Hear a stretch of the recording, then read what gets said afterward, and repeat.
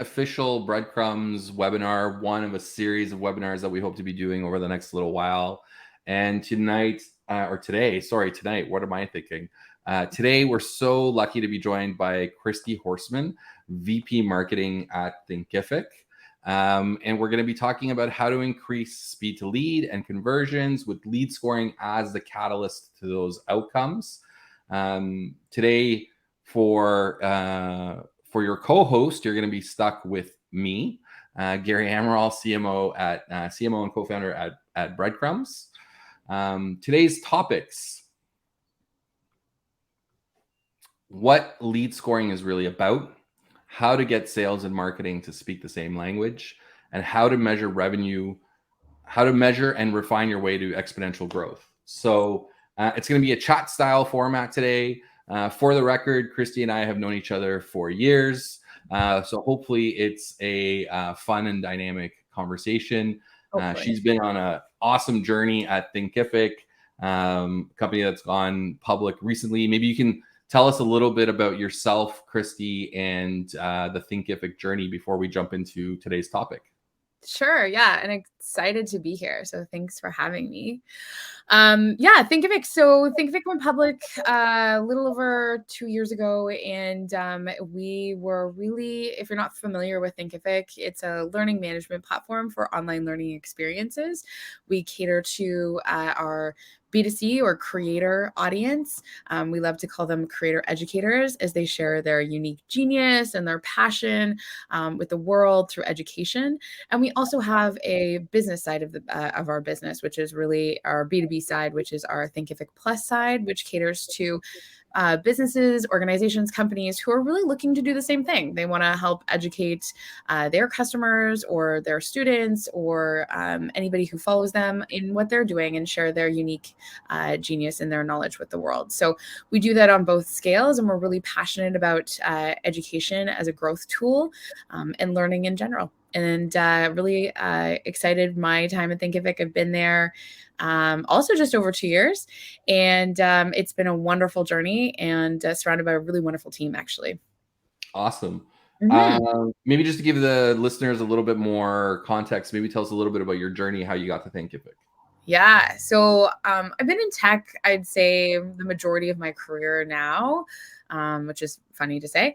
I started smaller companies, startups, and then really found myself at a company called Hootsuite, which is a social media management company that many people might be familiar with, actually out of Vancouver, so Canadian tech.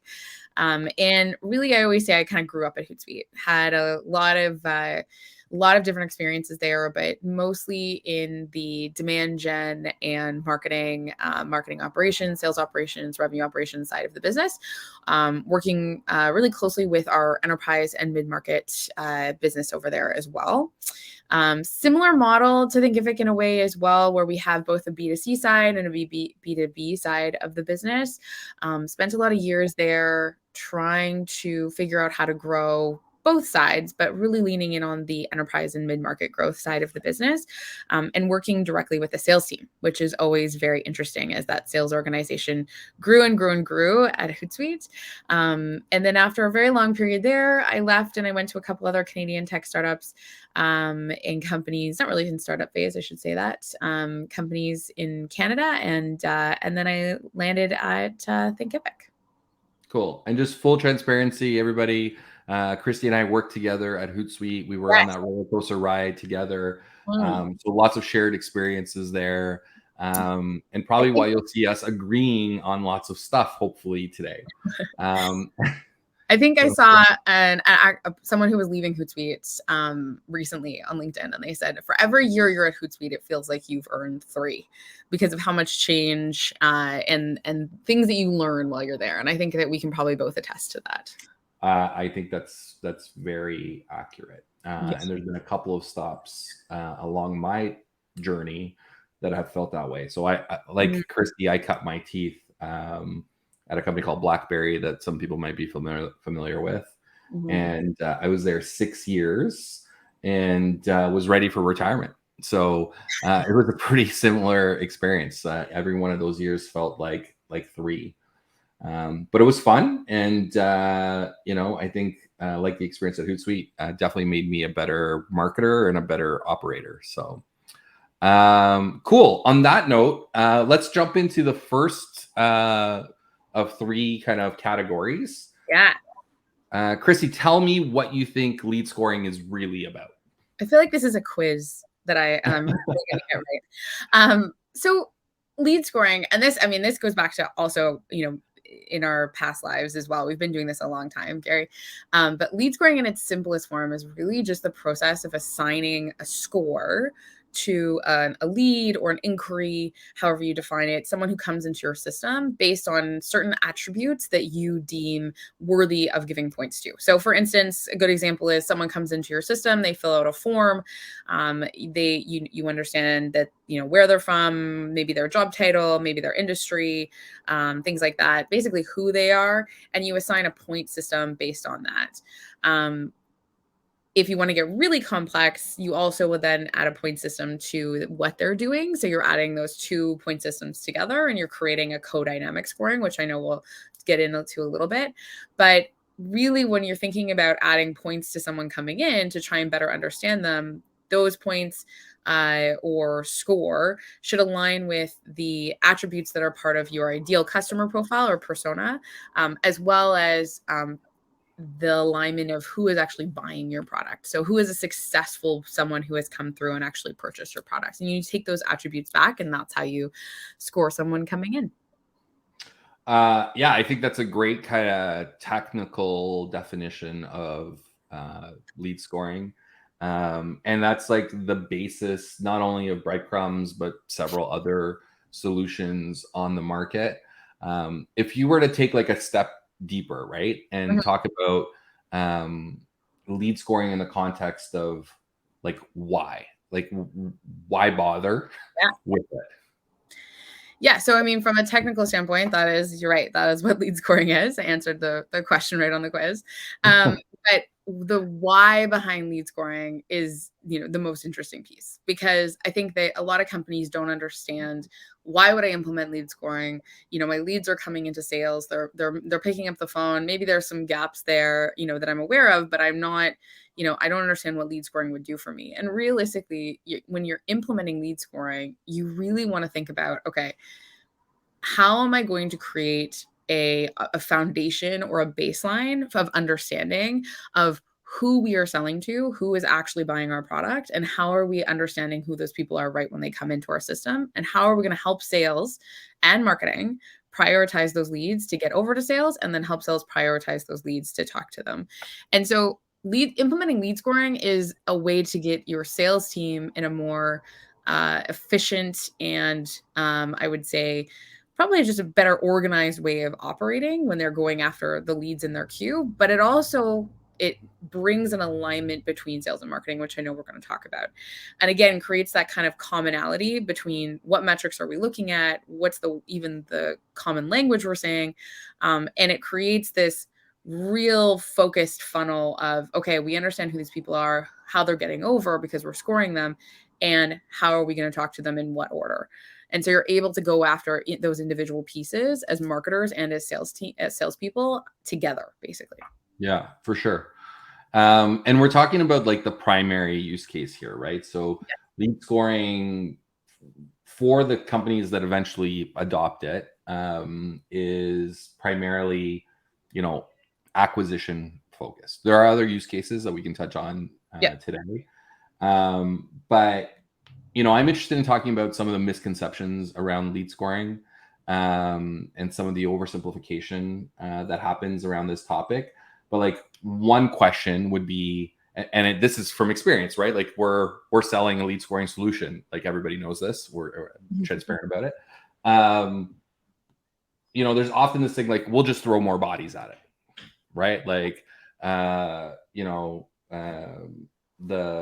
top of funnel keeps growing. We have more leads. We'll just throw more bodies at it because what we're doing is working. What do you think of that? Yeah, and I think that's definitely the answer that a lot of sales leadership would go for is like, we'll just hire people, because the more, reps you have hitting quota, the more money you're making. And I think that what you generally will see is that when you have a huge number of top of funnel leads, they're not all leads are created equal. We know this very well as marketers and as salespeople. And so by putting more people in front of a growing demand, problem in quotations, because growing demand isn't really a problem, but it is when you don't know what's in that demand. And so hiring people, putting the resources into training them, any given rep takes around 3 months to ramp, you're not addressing the issue at its core, which is we have a lot of leads. We actually don't know where they're coming from, or we know where they're coming from, but we don't understand the quality of them. And our feedback loops aren't really working well. And they're just qualitative, not quantitative, i.e. they're just coming from, conversations with the sales team. And so we don't really know what's in that pipe. We don't really know what's in those MQLs. And so I think that that's when you throw bodies at it, you're still not getting to the heart of what it is that's, driving that demand, or if it actually is good demand, or that you're really you're giving any information back to your marketing team on what they're doing right. And I think that you lose that by just hiring people to field the demand instead of trying to score and understand actually what's in that demand. Yeah, I think that's true. And I think, one of the benefits we have is talking to people who are interested in lead scoring across industries, across verticals. And I think historically, SaaS tech companies are like myopically focused on their top line. Like they're looking to grow revenue. But like if you're serious about like having a business that's exploding, you want that top line revenue to translate into a growing bottom line. And if you start thinking about total cost of sale, lead scoring becomes like a superpower, right? Because if you can reduce the number of headcount or increase the efficiency per headcount, and have that money trickle down to the bottom line, you are a much more interesting business and a much more viable business than one that's just throwing bodies, because eventually like those bodies are going to have diminishing returns, right? Like it's going to get to a point where there's a mismatch between how many heads you have and the percentage of that, apparent demand that's actually legitimate. And this is something that I've seen firsthand, I think, at a couple different companies where, the plan was to go with let's put some more reps in place, more and more and more reps. But now we've turned back and said, okay, we're actually not getting what we want to. We're not getting the growth from the additional reps. Let's get a smaller sales organization, have a smaller sales organization, and you can see that smaller sales organization become more efficient and drive the same, if not the more revenue than they were actually driving as a large team.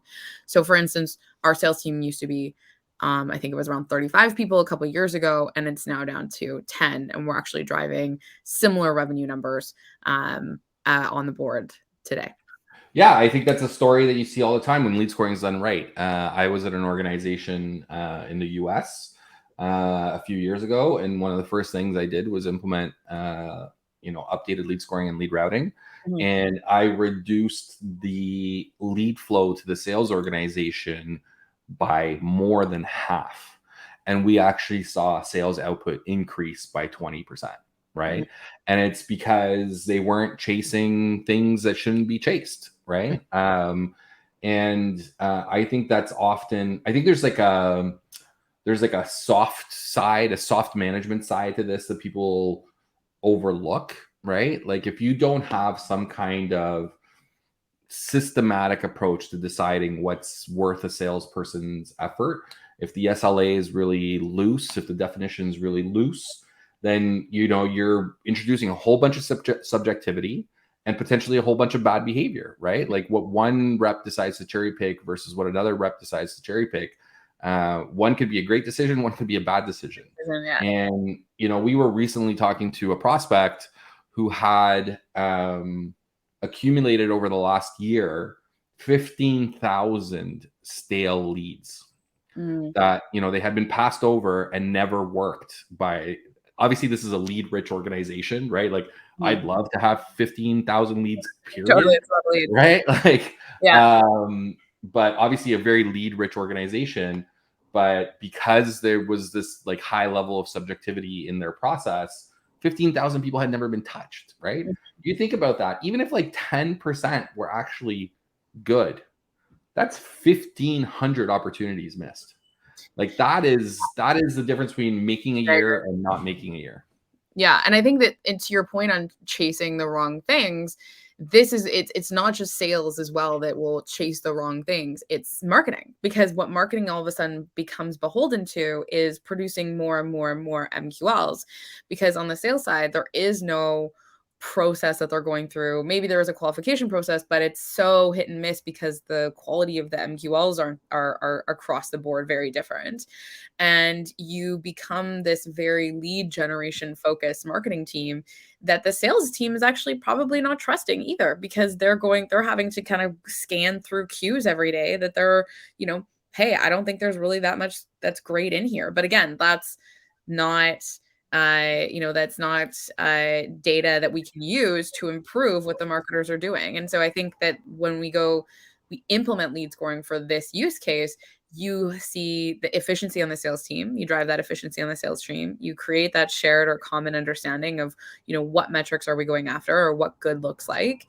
And you create very much data-driven and smarter marketers, because they're going after the right things. They're not just trying to fill the top of the funnel with whatever they can. They're actually more beholden to, what is that MQL quality? What am I driving in terms of quality over to the sales team, and building that trust between sales and marketing? Yeah, 100%. And so going back to this idea of like, not only top line improvements, but those top line improvements trickling down to the bottom line. To me, like if I were asked this question, what lead scoring is really about, to me, it's really about efficiency, and efficiency that drives growth, right? And so like, how can marketing use lead scoring? Like the obvious use case is the one we talked about, right? Mm-hmm. Like lead comes in, bunch of stuff is happening, and that could be digital footprint stuff, like how they're engaging with your marketing. It could be product, if you have a freemium or like a trial type of motion, how they're engaging with your product, and the combination of those things. And that leads you to delivering higher quality leads to sales.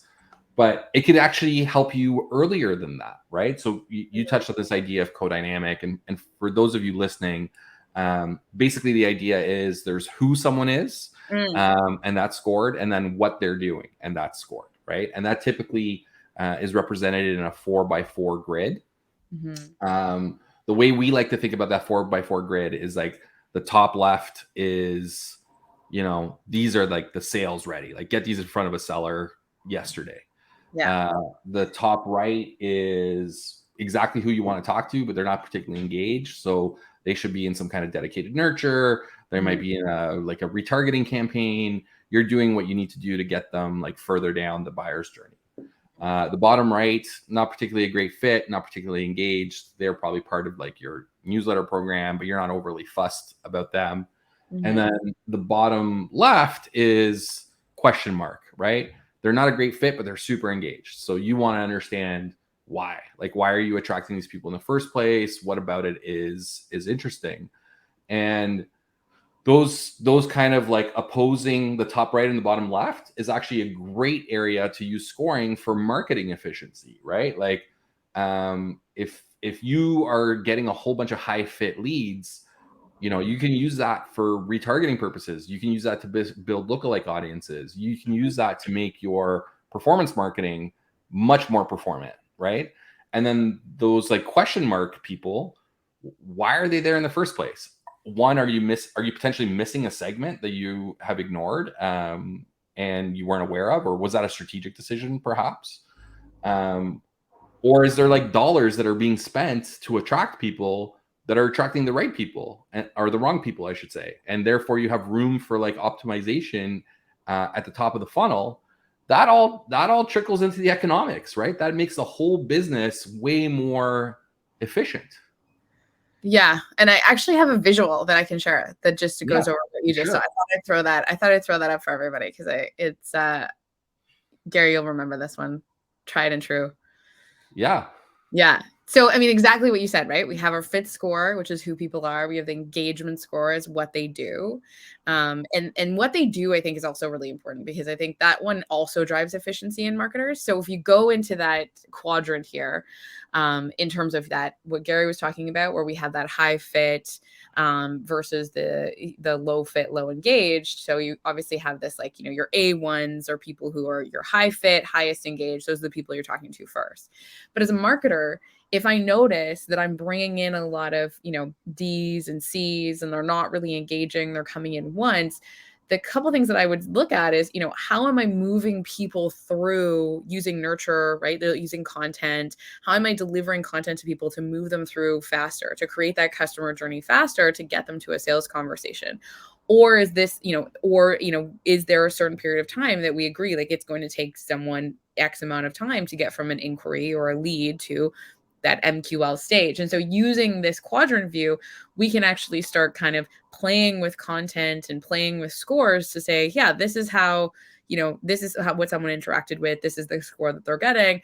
It bumps them into a queue that actually the sales team is going to talk to them, and the sales team can feedback and say, yeah, that person was ready for a conversation based on the information that you gave them. And so I think that that's another piece of the efficiency, is you get a lot more data on, how am I moving people through my programs? How am I educating them? Am I delivering the right content at the right time?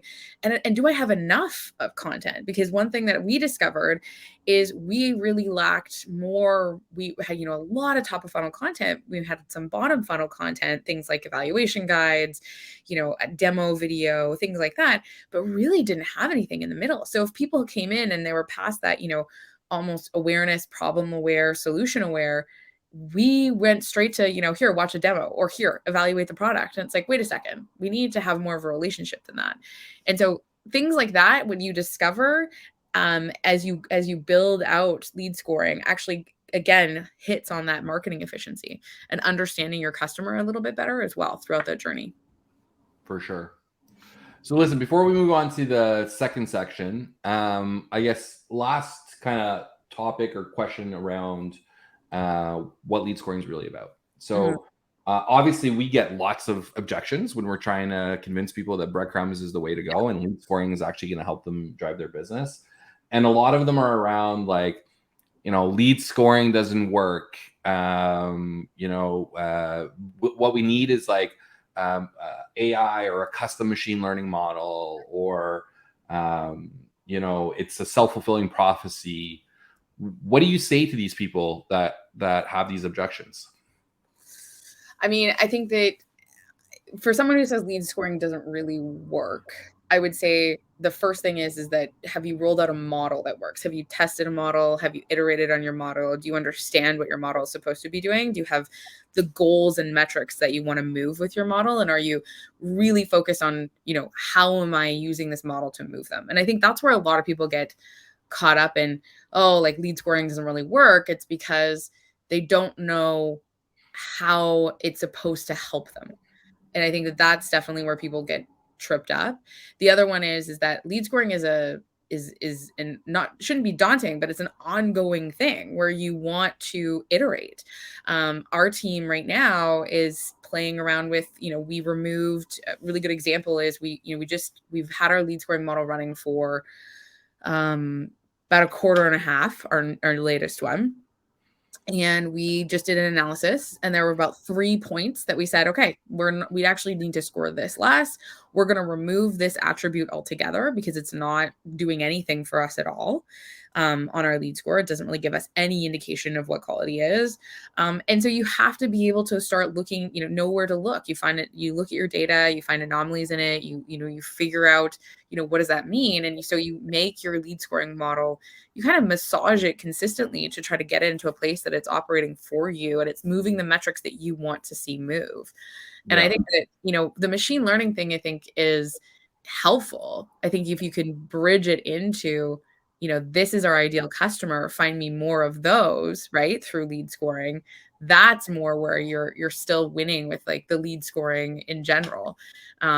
But yeah, I think that people just, the fallacy of, lead scoring doesn't work is that they didn't understand perhaps how to make it work for them. Yeah. and that it's an iterative process. Yeah. And folks, stay tuned. At the end, I'll share some stats and some anecdotes that support what Christie's saying here. But like, just to put a kind of finer point on this, I think people are looking for a magic bullet. Yeah. And that's not what it is, right? Like, lead scoring should be part of an operational framework. It requires people and processes around it to really make it effective. Mm-hmm. And machine learning is an ingredient. That's why at Breadcrumbs we have a machine learning assisted approach. But ultimately, lead scoring should be operationally focused, right? And business works in real time, right? Like, think about a company that was like in-person event company during COVID, and they have like a super fancy ML model to surface leads to them. Well, that model would be largely irrelevant for a while, right? Because it would take a long time for that model to start picking up on the change unless there was human intervention into that model, right? As those companies pivot to virtual events, for example. And that's like a external factor. But like, think about Hootsuite, right? Like, target verticals changing on a quarterly basis, right? Like, how are you baking that into ML AI the way it exists today, right? And yeah, I also think that from a leadership standpoint as well, it's one of those things where I've had teams get into, and Gary, you have too, obviously, but like get into lead scoring, get into the, a model, work with various teams. It's a really interesting project. And it's something that people, if they can get into it, I mean, we're lead scoring nerds. So like, obviously we get into it and we love it. Yeah.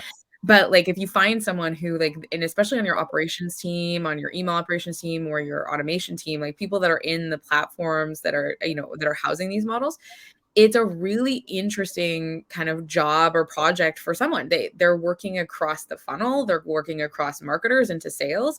And it's a really, really interesting, role to try and manage, a lead scoring engine. Yeah, and I don't know how popular this idea is anymore, but like at Hootsuite, one of the things that they kept talking about was this concept of radical candor. If you want to have radically candid conversations, have a lead scoring engine in the background and use that to like hold people accountable. Yeah. See how candid those conversations become, right? When I got there, and Christie, you can attest to this. Anybody who like walked by a booth at an event was sent to sales, right? Because that's what the event team was comped on, right? Well, when you start looking at the numbers, especially through the lens of a model, you realize that the vast majority of those are nowhere near ready to go to sales, right? That's a candid conversation, and one that's data driven and objective, and those are way better than subjective conversations. Radical candor is much easier when you have the data to back it up. 100%. Yeah, exactly. So I'm driving now. Oh no, you're back driving? Okay. I'm back driving, yeah. All right. So topic 2. You do all this great work. How do you get marketing and sales to speak the same language? And what role does lead scoring play in that? Yeah, so I think I touched on this a bit ago, but we'll get into it a little bit more. And I think the biggest thing is that you get this foundation, right? So you talk about radical candor, talk about, having the numbers there in front of you. Once you actually get a lead scoring model up and running, the things you actually have to do to get there, it drives the alignment in this foundational baseline of where sales and marketing have to speak the same language. And so what does that mean really? And really what it means from our standpoint too, and this is what I've seen in multiple organizations, is what is like our highest fit, lead? Like who is that person? And you're using your data to drive the information to discover who that person is. But then, you're talking about, what is an A1? This person is our highest fit, highest engaged. This is who they are, and this is what they've done. And you align on that with sales. And so all of a sudden you're aligned on, these are the people that we want to speak to first. You're also aligned on the metrics that you want to move together. And so before, like I said, it's, where marketing's driving MQLs into the top of the funnel, and sales is sitting there being like, okay, well, half of these I'm just going to flip to unqualified because, they don't look great. Now we've got a system in place where marketing is driving and thinking about, okay, I really want to see that MQL to op conversion ratio improve. So I'm thinking about quality. I'm thinking about how to drive quality. And the sales team is now focused on, I also want to see that MQL to op ratio improve. I want to see those MQLs convert. And then you sit there and you're saying, okay, we're talking about the same metrics. We're talking about the same foundation of who these people are that we want to drive into sales. This is who we want to have conversations with. And then you're talking about the same metrics. I think the other one, which is, I think for us, we couldn't even think about doing until we had the lead scoring model, was speed to lead, or SLAs. We knew we needed to get to leads faster. We knew we wanted to get into those sales conversations faster. And you couldn't put a time, and you really can't put a time to say, hey, I need you to pick up the phone and talk to this person within 5 minutes. When on one hand, they've got a queue full of leads. Who do I call first? And, the second one is, I think half of these are probably not great. So why would I bother calling them? And so again, with lead scoring, you're setting that priority and that agreement between sales and marketing. So you really get everybody on the same page right away, right from the get-go as you're implementing the model. And there's a lot of work that happens up front to do that. So by the time you're actually launching the model, everybody is already speaking that same language, already aligned to the metrics that we're driving, and already aware of, I'm going to get to these ones fast, and there are the fastest. And that's, marketing and I are on the same page with that. Right. Yeah, and if you don't mind, I'm going to ask you about some of those metrics that you just outlined in the next section, because you guys have done an amazing job, and the results to date are fairly impressive. But just to dig deeper on this, like marketing and sales alignment, and this is a pretty pedestrian example, but I think it's actually like reflective of how disjointed some organizations are. So like, we use, just to preface this, like I'm a big fan of frameworks. I'm a big fan of taking the work that like other smart people have done and building on that. And so I'm a big fan of like a bunch of the serious decision work, like their waterfall and all the lead stages and definitions around that. But marketing and sales will both talk about leads. Are they always talking about the same thing? Usually not. Right. Like it's that fundamental, isn't it? Totally. Yeah. And so it's exactly right. It's getting like, what is a lead? Like defining, and we had to do this too, defining what is an MQL. Like, what is it? Like, who is it for marketing and who is it for sales? And agreeing to that threshold of like, okay, someone is ready to talk to us. And I think that's also, going back to the iterative and making sure that you're, massaging the model to make it work for you. There's also things that we're still doing where, you want to add content, you want to see how it works, but you always go back to, no, we agreed that this is what an MQL is. Yeah, 100%. And like, I know there's people of all kind of backgrounds listening to this. MQL, for those who don't know, is marketing qualified lead. Sorry, It's part of this like waterfall approach where you start with like an unknown visitor, and you work all the way down to a closed won or closed lost opportunity. And those in between stages are these MQL, marketing qualified lead, SQL, sales qualified lead stages, where for many, the definition is fuzzy at best. Yeah. And one of the side benefits of lead scoring, I think what Christie is saying, and I concur, is forcing the discussion around these terms, what they mean, and making sure that there's a solid agreement between marketing and sales. And the point of that, Christie, correct me if I'm wrong, but I think the point of that is to diminish the historical finger pointing that happens between marketing and sales. And you know what, and this is such a good point, because I think that a lot of people, and I bet a lot of people on this call actually feel the same way, because I meet people and we talk about this, where they think that there's the tension between marketing sales is often billed in companies as healthy, where there needs to be, this kind of like finger pointing, or you're kind of pushing and pulling. I definitely agree that there needs to be like a little bit of friction there, right? You want to make sure that everybody's working towards their best selves and their best work. And if everyone's just, kind of doing, not maybe pushing each other, that's not the best environment. But you don't need these two teams to be completely on different pages. Like, you need them to speak the same language, to not spend their time finger pointing, and instead start solutioning towards the problem together. And even though that, that still can create some healthy pushback, it's not this we're completely at different pages. It brings lead scoring, brings everyone together on the same page of the book, right? And that's where we literally had to do that in our organization. We wanted to bring everybody to say, hey, this is what we are talking about, and defining, that marketing qualified lead, defining what does a good opportunity look like, defining, what do we want our sales cycle to look like, and really aligning on all of that. And it forces you. But again, like, the tension you can still push each other, but it just, you don't want the finger pointing, because it doesn't do anything for anybody until you're actually talking the same language and trying to solution. 100%. Just a little teaser. There's a great question, and sorry if I butcher your name, but Rashab has put an amazing question in. Exciting. In the chat, and we will definitely be addressing that in the Q&A portion. Please feel free to add questions as they come up in your mind. We will answer as many of them as we possibly can towards the end of the webinar. But just one kind of other topic for this section before we move on.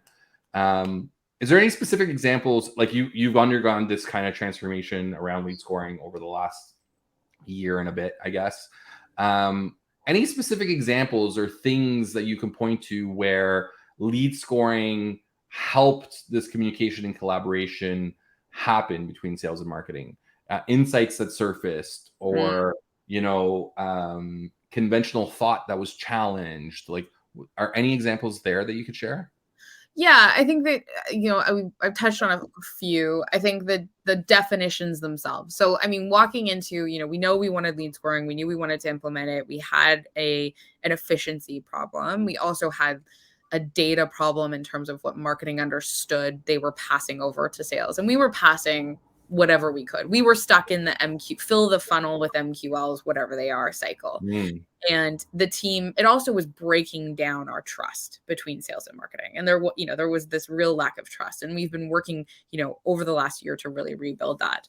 But the few things kind of it came to light were that I think that one, definitely around that trust. And I think that the sales team was really doing more cherry picking than they were maybe even they thought they were, in the sense of they were scanning queues, looking for stuff, and then also going outside of their queues and looking for things. So they, going through, Salesforce and finding, which is not a bad thing, but just finding random old leads. And I think that what really it uncovered was how inefficient the team was, and partly on, where they were dealing with these, where they were picking them up, and how they were talking to them, but also just how they were prioritizing their day.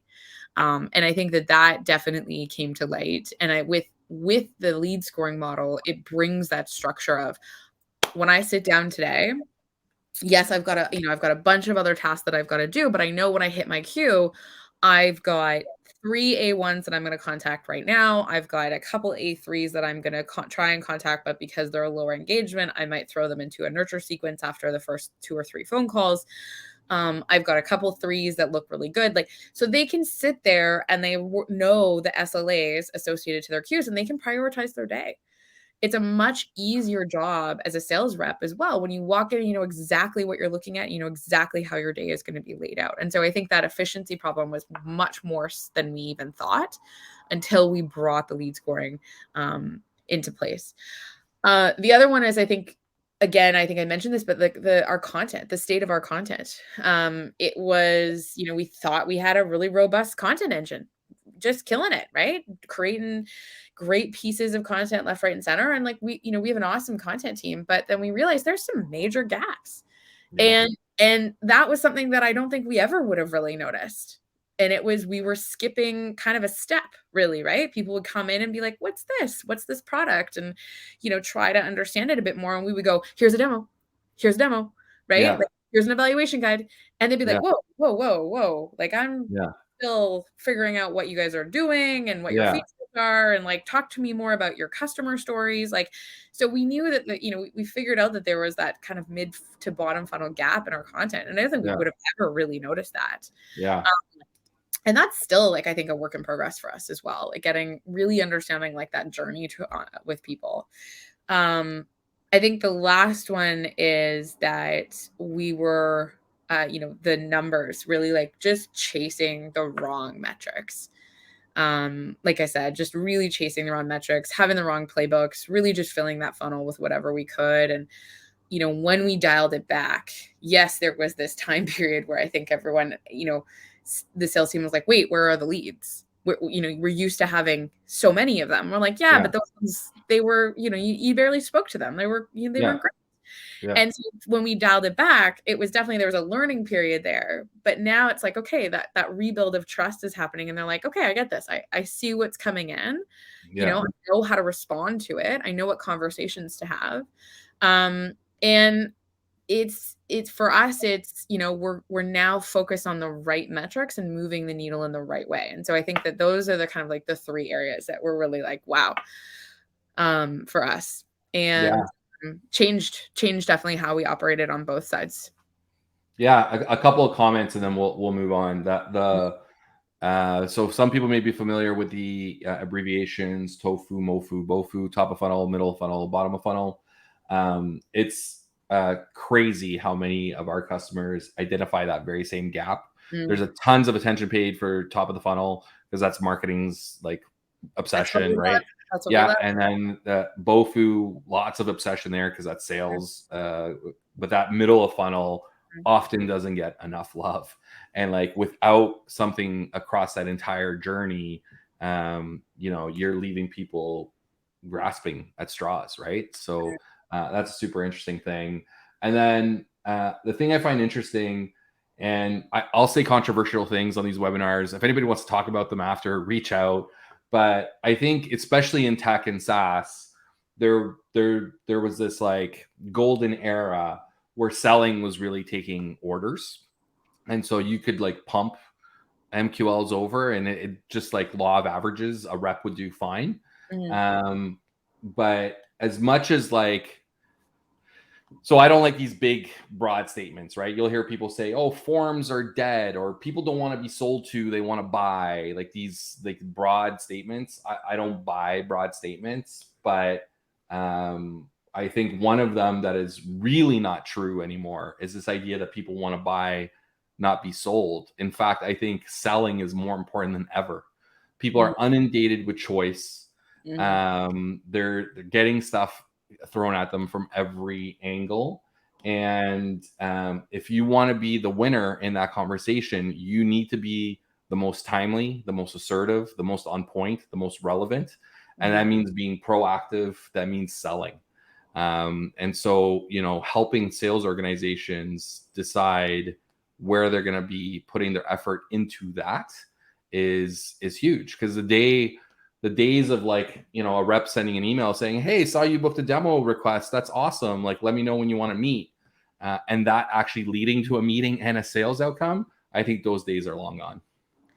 Yeah. And I think that, we know that marketing we can educate a customer so much more. Our customer can educate themselves so much more than they used to. Right. And I think that, you want to create more heavily educated customers. But I think at the end of the day, there is a conversation when we think about selling that is really like, it's solution selling, it's value selling, it's selling, why would you need this product at this time to do this thing? And I think that that's very true. One other piece that I think that, we touched on briefly, but just to add to this before we move on, is part of getting marketing and sales to speak the same language, and part of any lead scoring model or any change you make in your lead routing or flow with sales, is having feedback loops and establishing them early and often. When you're rolling out a new model, you want to have, weekly even, touch points with your sales team, especially when there's going to be questions coming up. You establish, if you're in Slack, you establish a Slack channel that's just, help lead scoring.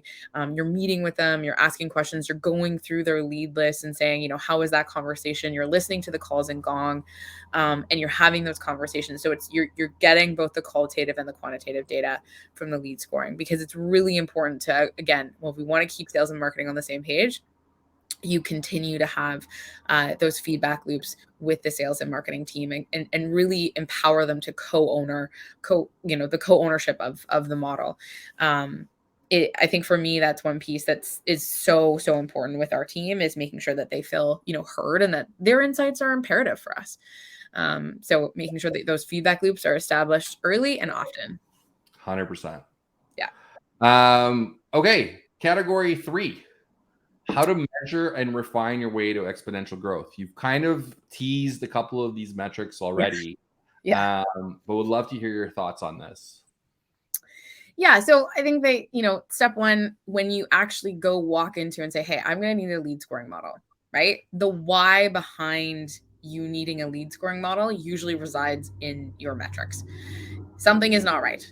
Right? Like you have an efficiency problem, you've got an MQL quality issue, maybe you're pumping thousands of MQLs through, but your MQL to operate is below 5%. Right? So establishing early on, you need a lead scoring model, and these are the metrics that we want to see change. We want to get off that kind of MQL lead generation hamster wheel, and we want to start delivering quality to our sales team.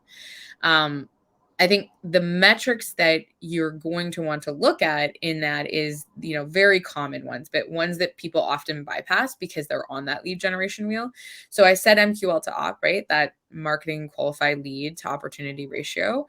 I think the other one for us that we look at is obviously that equates to a pipeline generated. So we want to make sure that the average deal size is where we want it to be, and increasing if that's the goal. But the pipeline coverage that we are producing is roughly, 3 to 4x where we want to be in terms of our close rate, and making sure that we've got that solid pipeline coverage at any given time during the quarter. And then I think lastly, you obviously want to look at your close rates. You want to see if you've got a struggling close rate with generally you've got a struggling MQL to operate, you probably have a struggling close rate. Yeah. And so you want to see that close rate get, where you want it to be. If it's really low, you want to see that increase go into something that's more industry standard, which is, the 20, 25, 30%, depending on where you're at. And so those are the things that you can align on with sales, because those are the things that they're looking at as well. And these are the areas of the funnel that you're going to want to dig into, right? Like, and that's where lead scoring can help you, because you can start having, again, you're on the same page. You can have those data-driven conversations that have that radical candor and listen, this isn't a sales problem. This isn't a marketing problem. This is an organization problem. This is our company problem because we're not hitting these numbers. And so this is what we're going to do about it.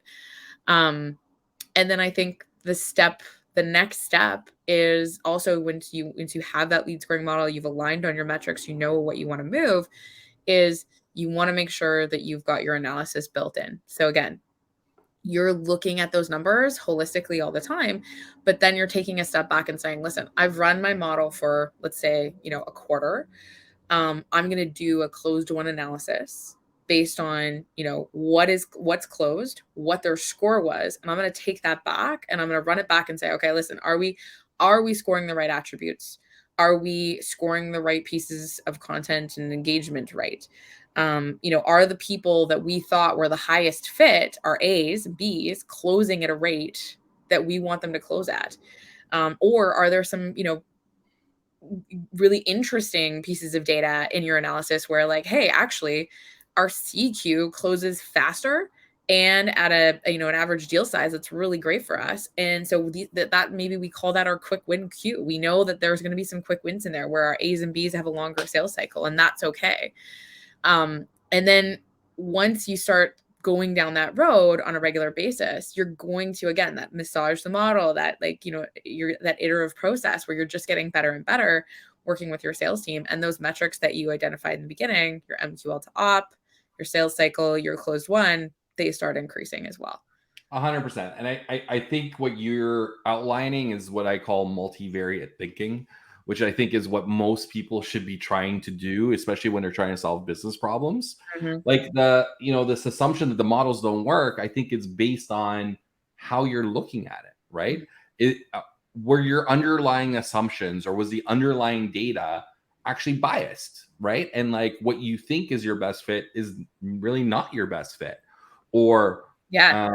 are you being overly ambitious? Is that like a strategic decision to sell to a particular profile, but you don't have the pieces of the puzzle, right? It could be content gaps, it could be product gaps, it could be like your sales pitch.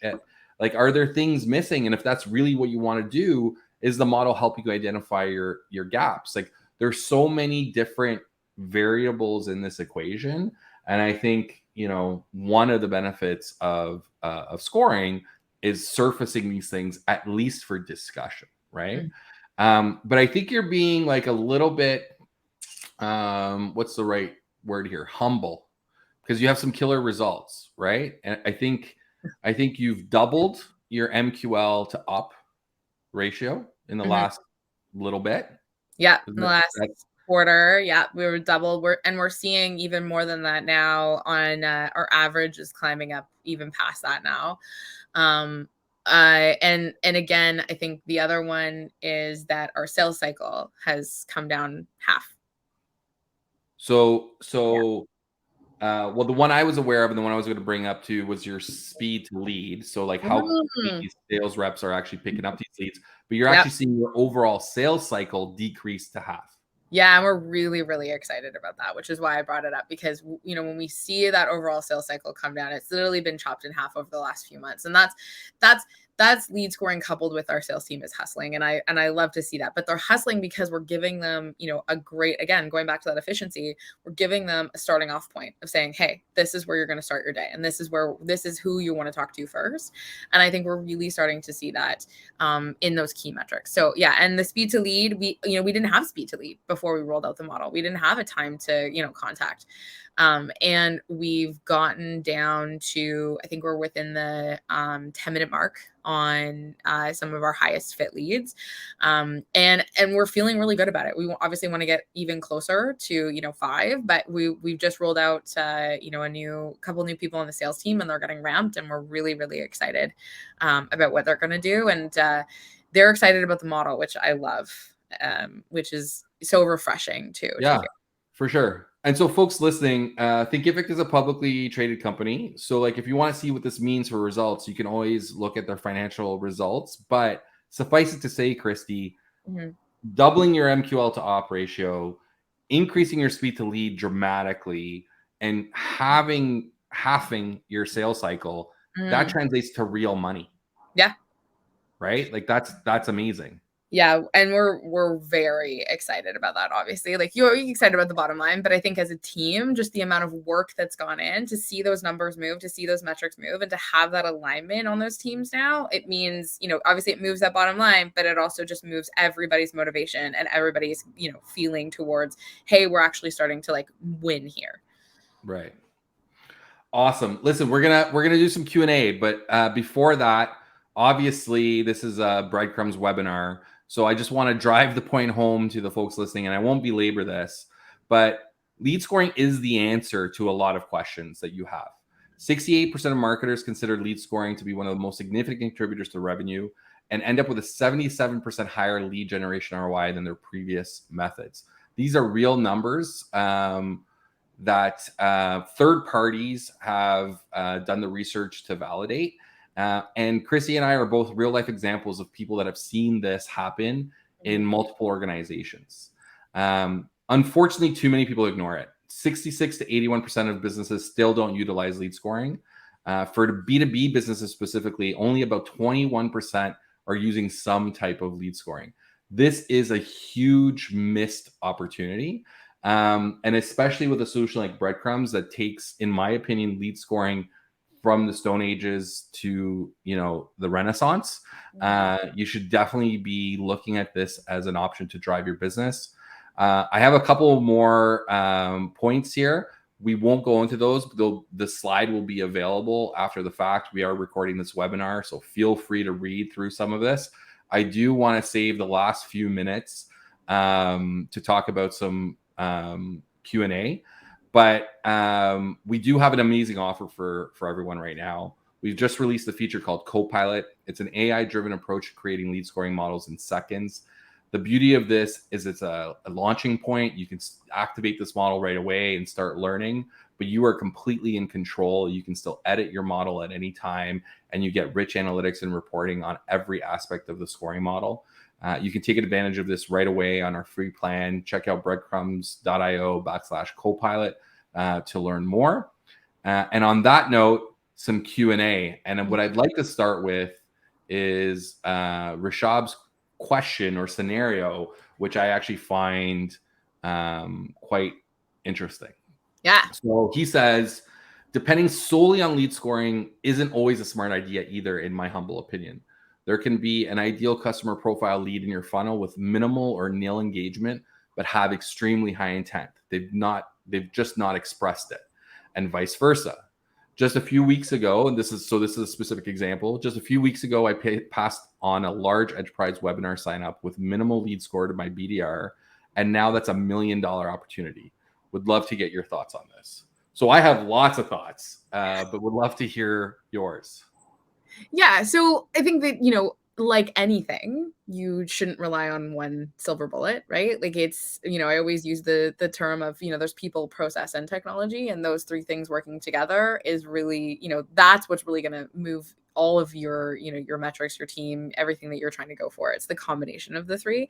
And so lead scoring is a tool, but it's a tool implemented by people and, some machine learning as well. And I think that when you I think I've actually been in a similar situation. And so we've seen people who have signed up for Thinkific, who we right away say, okay, this person's actually like fit for our, B2B side of the business. We're going to flag them as such, but we're going to wait until they do something, potentially until they're ready for a sales conversation. Now there's definitely, people in the camp who would say, no, just fire them right up into a sales conversation. And I think that in some cases, yeah, there could be intent there for sure. But in most cases, in my experience, that what you want to do is be aware of those people. But I think that, serving them content to digest and making sure that they are aware of the conversation that you want them to eventually get to is going to lead to a better conversation in the end. Are there times when people could have high intent and they're just ready to talk to sales? Sure. But realistically, I think that is not the maybe the alternative to the rule, if that's Yeah. So I'm not gonna belabor any one of these points, but I'm gonna go through a quick hit list of where I think some of this, why some of this happens, and why there's a perception that an opportunity like this would fall through the cracks when you're doing lead scoring. One, I think most people's concept of lead scoring is still based on how Marketo does it, how HubSpot does it, how Eloqua does it. And that's not the best way, right? Personally, I don't think it's the best way. Many people have heard me tell this story when I built out the lead scoring engine at Hootsuite. We broke Marketo, literally took a pod down for over a week, and hundreds of customers had no access to the Marketo at all. That's terrifying. Yeah. Christie was there to witness that. Yeah. And that's because we were trying to make it do what it should do, right? And so here are some of the concepts. These co-dynamic scores should fuel like specific workflows and processes. And an A1 is an A1 all day long, and send that to sales. Doesn't mean that's the only thing that should go to sales. I'm a big fan of these things called rockets, right? Where there are things that happen either on the fit side alone. This is the beauty of co-dynamic. You can make rules based on fit scores alone, based on activity scores alone, or some combination of them, right? So if somebody comes in that's like a great ICP fit, and you want to get those in front of salespeople, there's nothing saying that lead scoring prevents you from doing that. Rocket them to sales. Get them in front of the salespeople, or get them in front of your BDR team for outreach, and do some pre-qualification, manual pre-qualification. Run multiple models. Again, not something that's easy to do, in some cases impossible to do with legacy technology, but at Breadcrumbs, we have multiple models, and one of our models skews heavily on the fit side and de-emphasizes the engagement side. That's for a particular funnel that we've created for a particular use case, and it's a highly effective model. Would not be effective for some of our other funnels, however. So the idea that lead scoring is kind of a one size fits all for everything is a misconception, in my opinion. You should have multiple models for multiple reasons. It could be acquisition, expansion, retention. It could be separate funnels. It could be separate lead sources. It could be different geographies, different business units. It could be any combination of those things. Mm-hmm. And like somebody who's doing scoring well, somebody who's built that at the core of their processes, will have multiple models. And that would be, in my opinion, that is a game changer for businesses that take that approach. Mm-hmm. Yeah, we're running multiple models right now just to test out, that same approach. And I think that that example that I've said where people sign up for our, B2C side of our business for Thinkific, and we flag them and say, hey, their fit is actually fit for our plus side, and we want to get them into a sales conversation. Our sales team, which kind of leads into Elena's question, our sales team wants to talk to them today. And so we're going to look at, how, are these people actually ready for a conversation, and do we actually want to test settings to the BDRs based on, like you said, skewing heavily on your fit score. But to your point, it's the model needs to work for you, and you don't want to put it into this. You don't want to be a slave to your model. No, yeah, and you can't just put it into a box and say this is it and this is how it's running. It's constantly iterating and figuring it out, and I think that's going to uncover some gems too in your data. 100%. And one more point before we go to Elena that I forgot. Historically, the way lead scoring has been done is either a self-fulfilling prophecy or an arbitrary linear approach to scores. And I think that's one of the things that has given lead scoring a bad name.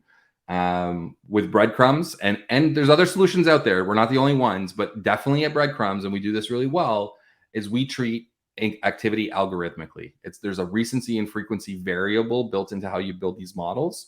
So you don't have to wait 90 days for somebody to eventually reach a score, right? Like there is ways to set the sensitivity of a model to reflect what your customer journey, what your buyer's journey looks like. And that makes the model much more impactful and effective, and happy to talk to people about that. Feel free to reach out.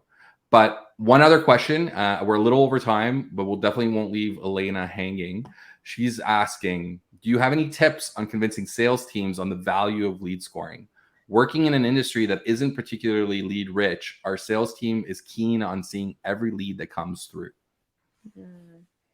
So I feel akin to this because I think my sales team felt like this, that they had to see everything that comes through. And I think sometimes they still feel like that. They're like, wait a second, you're holding back leads. Like we should just have all of them. And I think Elena, like I definitely, you need to build that business case with them. And you need to show them, I think, here, like I said, here are the metrics that we want to move. This is what we're doing right now. And this is what I think we can do. And I think that it's that efficiency side of things that you really need to play into and say, listen, like you could be, your MQL to op, our pipeline number, our close one could go up by this percentage, if we were able to, lead score and segment these leads so you know who to talk to first. And maybe it's the fact that all of the leads go over, right? You're not holding back leads, but you're giving them a prioritization of those leads. So they understand, okay, this person I'm going to talk to, in the next 5 minutes, but this person I'm going to talk to, that their intent is not as much. They haven't asked actually to talk to sales, but they're a decent lead. And so maybe I'm going to reach out to them in the next, 3 hours. And so it's not, I think a lot of people think, oh, you're going to hold back leads. And that is, if you have a ton of leads, yeah, that is part of it. You want to hold back leads, but that's not always the case. It's just could be about finding that efficiency with your team and helping them prioritize who to go after first. And I think that they would probably be aligned to, creating that efficiency in their life. I know it might take a little bit of convincing, but it definitely, for our side, it did, just seeing, hey, a lot of these problems would come up. And I would say if we had lead scoring, we wouldn't have this issue. And, identifying what those are in your organization and how lead scoring can benefit it. You're just knocking those problems off one at a time using lead scoring as the example. Yeah, listen, I agree with you. And somebody who's built their career by, today I run sales and marketing, but I've built my career on making the sales leadership my best friend and making sure that they know we're aligned on the Yeah. objective. And I have yet to meet a sales leader or a salesperson that doesn't want every single lead, right? Like that they just want every shot at winning. And that's a good sales leader and a good salesperson. What you need to do, I think, first of all, is work on that definition of lead. Going back to what we were talking about earlier, what is that really? What do they really want, and what is the best for them to get, and agreement there. But then also build trust that you have their back, and whatever isn't going over, it's because you're getting it ready to go over, right? I think those are two huge factors. And like tactically, if you're using lead scoring, giving them context around what that score is and why they're getting the lead empowers them to do a way better job reaching out, having a more meaningful conversation. So those are kind of three high level ideas around that. But ultimately, it doesn't matter if you're super lead rich and inundated with them, or you have a relatively smaller lead flow. There is still good, bad, and ugly in that mix. Totally. And finding the most efficient use of your resources is going to ultimately benefit the business. And so coming up with an argument, that sounds combative. Coming up with a business case that supports that hypothesis is in your best interest. Listen, on that note, Christie, thank you so much. This was fun. I could talk about this stuff all day long. I know, this is the problem. Two kind of questions for you. Question number one, if there is a passionate creator out there that wants to create a course, build a business around their passion, or there's a business person out there who's interested in customer education and exploring that, how do they get in touch with Thinkific, first of all? And then if somebody wants to reach out to you and, geek out on some of this stuff, what's the best way to reach out to you? Yeah. So I think that probably, Gary, what we can do is for everyone on this webinar, we can send a little code maybe over to in the email following this webinar. And so they can get access to Thinkific. They can try it for free. We have our, free platform. It's actually pretty robust. And you can check it out. And then we'll put in a couple more information around there for, larger businesses that want to try Thinkific Plus and how to get in touch with our team there. We obviously are, always on at thinkific.com. So you can always head over there as well and see all of this. But happy to provide some information in your follow-up emails as well. And then for me, easy, reach out on LinkedIn. I actually, I check my LinkedIn quite a bit. We've always got, people reaching out about jobs and, people from past lives. And so I would love to stay in touch with people and answer questions, and I'm happy to take anything. So it's Christie Horsman, my name, at LinkedIn. Oh, and Tori's put it in the channel, which is so nice. And happy to talk about lead scoring any day. Like I said, lead scoring, and an email geek actually originally too. So happy to talk about that as well. Yeah, again, Christie's being humble. Not only lead scoring, demand gen, email marketing, building marketing, high performing marketing teams, tons of things that you should be picking her brain about. One of the best marketers that I know, and lucky to count her as a friend. On the Breadcrumbs side, more goodies. We actually have a special offer right now tied to the launch of Copilot. So as I mentioned, check out breadcrumbs.io/Copilot. You can sign up for free. You can try Copilot right away. And if you do decide to move forward with Breadcrumbs, like I said, we have a special offer. Reach out to learn more. You can check us out at breadcrumbs.io. We're all over the socials. And you can reach out directly to me if you'd like, Gary at breadcrumbs.io. Yeah, on that note, thank you everyone for joining. Thank you, Christie, for participating. This has been fun. It was fun. I love doing this.